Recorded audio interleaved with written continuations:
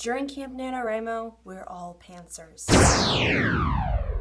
Hey guys, what's up? It's Gracie here, and you haven't seen me in 2 weeks, and I sincerely apologize for that. And then I just got into a creative slump. Guess what? This week it's Wednesday, and Camp NaNoWrimo is in 2 days. I am so excited. I've never won a Camp NaNoWrimo before, but now I'm actively rewriting one of my stories that I started when I was 14 years old. So hopefully this will go very well. If you are like me, and you leave everything to the last minute, and you have no idea what Camp NaNoWrimo is, or what to do for it, but you've heard of it and you might want to do it, or you're just clicking on this video and you're like, what are you talking about, Gracie? Welcome to Camp NaNoWrimo Boot Camp, 2 days before it actually starts. So this is going to show you everything you need to do to successfully plan for Camp NaNoWrimo. Camp NaNoWrimo is a spin-off from the actual NaNoWrimo in November, and NaNoWrimo stands for National Novel Writing Month. It was started by Chris Beatty, and he decided that he wanted to sit down with a group of friends and write a novel. The goal is to write a novel in a month, or the start of a novel in a month. The goal is to write 50,000 words in a month, and that is 1,666 words a day, I think. They have a website that you can sign up for. Then they also added Camp NaNoWrimo in April and in July, so you can write it 3 times a year. This Camp NaNoWrimo is the July Camp NaNoWrimo, and same kind of goal, 50,000 words a month, though you can choose if you want to do a lesser goal or if you want to edit. It's a little bit more lax. So campers, welcome to boot camp. Let's start. First off, I'm going to tell you what you are going to need to prepare for Camp NaNoWrimo so it makes the writing process easier so you don't lose steam as quickly. Everything I say, take with a grain of salt, guys. It's your writing, it's your book, it's your characters, and this is just my advice. Follow it, trash it, do whatever you want. You're the writer, you're the author, you're in charge. Number 1, you need characters. You need to know who they are, and you don't need to have big character sheets where you interview your characters and you know who their second cousin's first uncle is. First uncle? I don't know. But you do need to know a little bit about them. So I suggest write 1 sentence about them. So think of it like a tweet, 140 characters. Can you write a character bio in a tweet? It could be Mary Sue, a red-headed pilot born during World War II who loves potatoes. I don't know, it can be something so random and just crazy random. The next thing you're going to need is a plot synopsis. So a plot synopsis is the thing that you get on the back of a novel. I have a novel here. Oh look, this is No Plot, No Problem by Chris Beatty, the actual creator of NaNoWrimo. Synopsis is what is on is what is on the back or on the inside cover of some novels. Just imagine that your book is already a bestseller and it's on a shelf. Go to pick it up, and you open the front flap or you turn the book onto its back and read what is written. What does it say? And boom, there you have your plot synopsis. It can't be too long. It basically summarizes the characters, the plot line, and sets the motion and the tone for the rest of the novel. Quick interlude of Boot Camp NaNoWrimo. Story time with Gracie. So you guys might be wondering, okay, well you're talking about all this stuff, but what are you actually writing and is it actually good? No, it's not good because I'm rewriting it, but this is the current synopsis for my novel. A Nazi, an OST laborer, a Polish resistance fighter.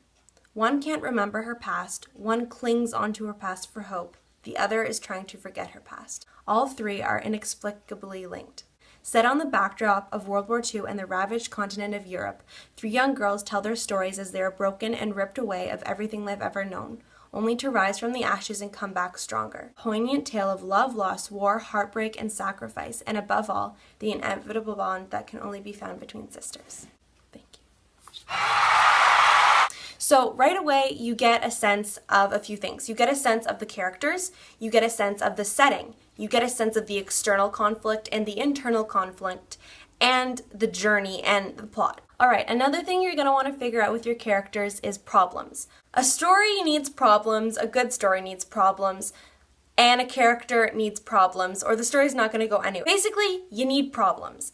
Problems need to answer, what does he or she want? What drives them? What will they do to get this thing? What is this thing that they want? What's keeping them from getting the thing that they want? Then you also need a solution. The whole story is how to go about getting the solution. So that's the plot. is the solution. Whether the solution turns out well or not is up to you. So you have a problem at the beginning of your story, and the rest of your story is spent trying to find a solution. Another thing you're going to need, conflict. You're going to need internal and external conflict.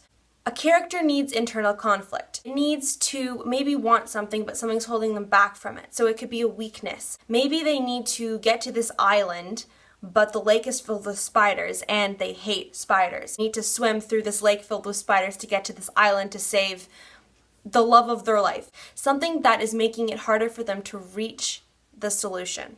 You're also going to need external conflict, and external conflict is what's happening in the world around them. So in my case, external conflict is World War II and the Nazis. That is a big example. It could be something as easy as a series of unfortunate events. It's the boudoir's children's evil uncle, Count Olaf.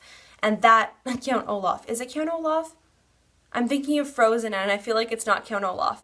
And it could be something as big as a war, or it could be something as small as a person, or it could be a time difference, like in Miss Peregrine's Home for Peculiar Children. It's the time loops and time. Time is one of the external conflicts. The whole atmosphere of time and time catching up to them and them dying. Also, you're going to need limitations for your characters. These are character traits that get in your character's way. Be like I said, maybe they need to walk a row of fire to prove they're worthy to the native tribe in the Amazon jungle because they will lead them to their long lost father. But they're afraid of fire. What I mean by limitations is I mean that your characters are not superhuman people who can walk for days in a forest without sleep, food, or water, or the bathroom. That's one of the things that never happens in a story, is they never mention going to the bathroom. And just think about the logistics of being a human or being an animal or whatever your character is. Your character doesn't have to be human, but they do have a mind and they do have limitations, whether that be physical limitations, emotional limitations. Like, they're not going to look at a mass grave of people who have just been killed and they've seen it and then just walk away and go for coffee with their girlfriend. They're obviously going to have an issue. Imagine yourself in this situation. How would you react? Would you drop dead after climbing Mount Everest without break, food, or water? Probably. So make sure your characters can't climb Mount Everest without food or water. This also brings me to more character traits. Their greatest fear. This can be an amazing driver for your plot. One of my characters' greatest fear in my story is breaking promises, and boom, her greatest fear happens and she breaks a promise. She spends the rest of the story trying to make up this promise that she broke. The character realizes their greatest fear and either avoids it or it happens and they try to fix it, or the damage that comes out of it. Another thing, I said before all you needed was a logline for your character. Also need to understand that this is someone walking around in a world, so you want to have a character description. It could be literally something as easy as eyes brown, hair green, skinny, 5 feet, 120 pounds. The thing is, what you're going to want to do with this information is not start off your book with, Sally was blonde hair, blue eyes, she was 5'4", she loved dogs, she loved animals, and she could walk in a straight line. You're not going to want to start your story off like that, which brings me to my next point. Show, do not tell. So if you want to reveal that your character's hair is curly and brown, like mine, you wouldn't say, Gracie's hair was curly and brown. You would say, Gracie stepped outside on a bright sunny day and the sunlight glinted on her brown curls. That's a really bad example, but something like that. Show, do not tell backstory. You might want to develop intricate backstory for your character, so you know where they come from, what their mother's maiden name was, what their second uncle twice removed's dog was named. You can do all that, but it doesn't mean it's all relevant to the story. It just helps you understand your character better. Please avoid info dumps. The thing that really peeved me off is the Little Sister books. She wrote The Babysitter's Club. She also wrote Little Sisters books with Karen Brewer, and when I was 6 or 7, I was obsessed with those books. The thing was, every single book, chapter 2, it literally just described the backstory of her life and her big house and her small house and her blanket that she brought to each house and who she lived with and all the characters, and I skipped over chapter 2 every single time. Okay, so with that being said, I'm going to end this video with a few very quick tips that can help you during Camp NaNoWriMo. Do double word counts the first week.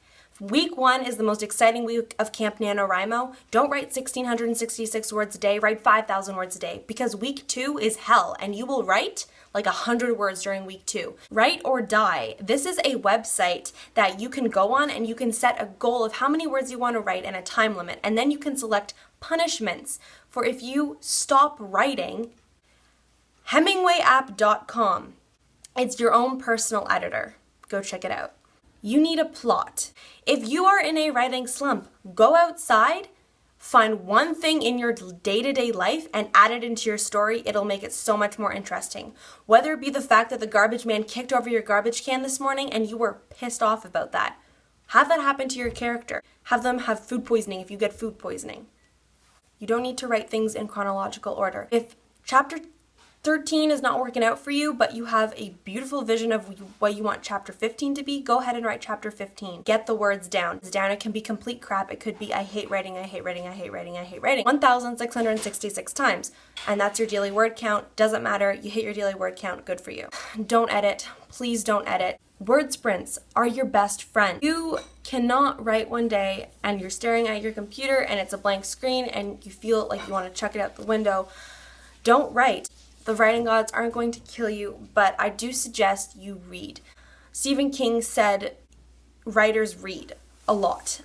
They read bad books, they read good books. So here are a few things you can read. You can read a writing magazine. Writer's Digest is awesome. Another thing you could read is, like I said, the No Plot, No Problem by Chris Beatty. It basically tells you what to do with all the problems you will ever have. It's basically the guide for NaNowrimo. If you don't want to learn anything about writing, but you just want to be inspired, read one of your favorite books. For me, one of my favorite books is The Outsiders by S.E. Hinton. Read a classic, read one of your favorite books, remember why you like it so much, and then maybe tomorrow or later that day you'll feel more inspired to write. You can read 1,000 books on writing, but why read 1,000 books on writing when you only need to read one? And that is On Writing by Stephen King. You need a spirit animal. I have a writing group at the library and they gave us little dinosaurs for our spirit animal, which I think is the cutest thing ever. So if you need something cute to look at instead of your blank screen, look at your spirit animal and know that they're rooting for you during Camp NaNoWriMo, and talk to it about your frustrations. Have it be your friend. So that is all. We'll see you at the end of week 1 with an update on what I have been doing, whether I have been doing anything worth vlogging about or not. There will be a vlog. Good luck to all you campers embarking on this amazing journey. Remember, it's writing. It's not the end of the world. We are all writers, even if we have never published anything. Just know that a writer writes. When in doubt, write it out. Bye.